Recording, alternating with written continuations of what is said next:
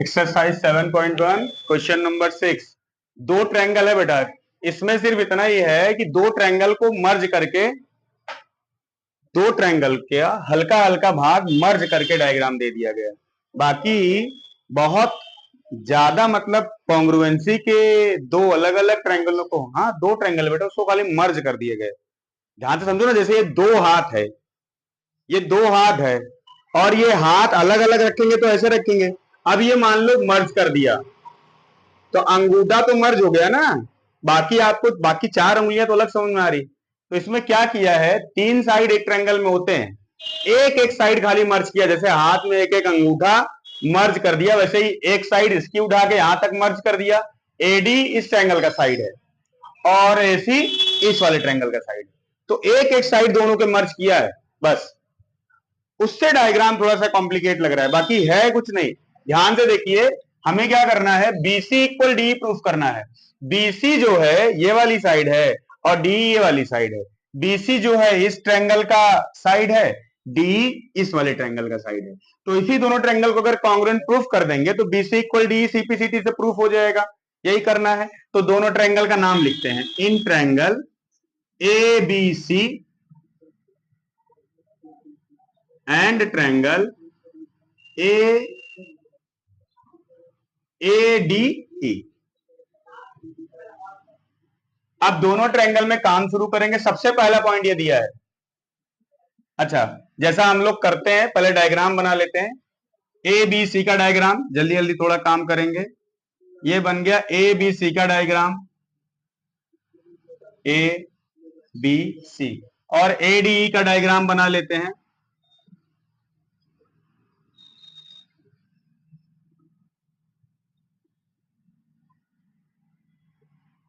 ये हो गया हमारा ए डी ई। ये दोनों ट्रायंगल हो गए। सबसे पहला जो इसमें हमको दिया है, ए सी इक्वल ए, ए सी इक्वल ए, ए सी इक्वल ए। रीजन क्या होगा, गिवन। दूसरा पॉइंट जो दिया है वो दिया है angle B A D equal angle E A सी।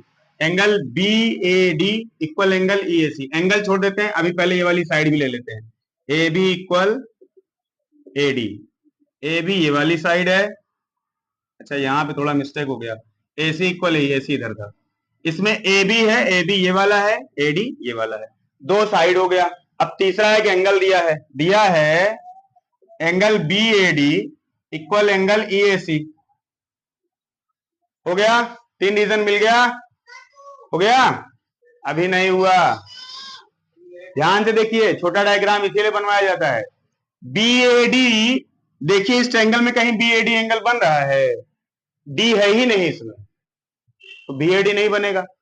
दूसरा एंगल है ई ए सी, इस ट्रायंगल में ई ए सी बन रहा है, सी इसके पास है ये नहीं, तो ई ए सी कहां बनेगा, इसका ई ए डी बन सकता है।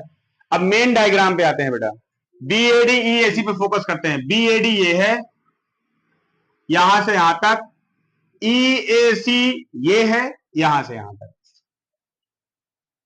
कंप्लीट कैसे होगा, ध्यान से देखिएगा। अगर हम दोनों में, इन दोनों में हम ऐड कर दें, add both side DAC, angle DAC. ये जो बीच में बितुन्नी भर का बचा हुआ है, इसको दोनों में मिला दो। क्या है जो बीच में बचा हुआ है बेटा, इसका नेमिंग क्या करेंगे, ए पे बन रहा है और किसके किसके बीच बन रहा है, डी और सी के बीच बन रहा है, तो इसकी नेमिंग क्या हो जाएगी, D A C, angle D A C. तो हम यहां पे, ये है हमारा add both side angle D A C. तो बी ए डी पहले लिखेंगे और फिर इसमें ये डी ए सी एड ऐसे करके दिखाएंगे। फिर इक्वल लगाएंगे, फिर ई ए सी लिखेंगे और फिर इसमें डी ए सी ऐड कर देंगे। दोनों तरफ angle D A C add कर रहे हैं। अब जरा ध्यान से देखिएगा क्या क्या बनेगा। बी ए डी में डी ए सी ऐड कर रहे हैं बेटा, बी ए डी ये एंगल हो गया। ऐड क्या करना है इसमें, ये डी ए सी वाला। तो बी ए डी और डी ए सी मिलके, बी ए डी और डी ए सी मिलके क्या बन रहा है, बी ए सी। ध्यान से देखो, बी ए डी यहां तक था, डी ए सी यहां से शुरू हुआ यहां तक था, तो बॉर्डर हमारा बी से बढ़ के सी तक हो गया। तो अब इस एंगल का नाम लिखेंगे एंगल बी ए सी। इधर वाला एंगल देख लेते हैं, ई ए सी।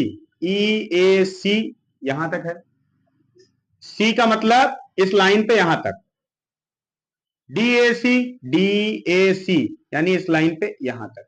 तो यहां से यहां तक और यहां से यहां तक ऐड कर देंगे तो पूरा क्या बनेगा, एंगल ई ए डी। देख रहे हो, ई ए डी बन रहा है। फिर से समझ लो, ध्यान से समझ लो, इत्मीनान से समझ लो बेटा।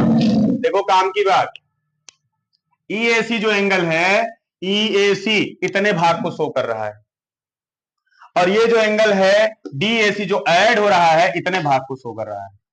तो टोटल भाग अब इस एंगल का कितना बन गया, यहां से यहां तक क्या भाग बन गया, एंगल ई ए डी। यानी इस एंगल का, ये मान लो भारत का बॉर्डर अभी यहां तक है, और एरिया अगर कवर कर लिए तो बॉर्डर का दायरा बढ़ जाएगा ना बेटा।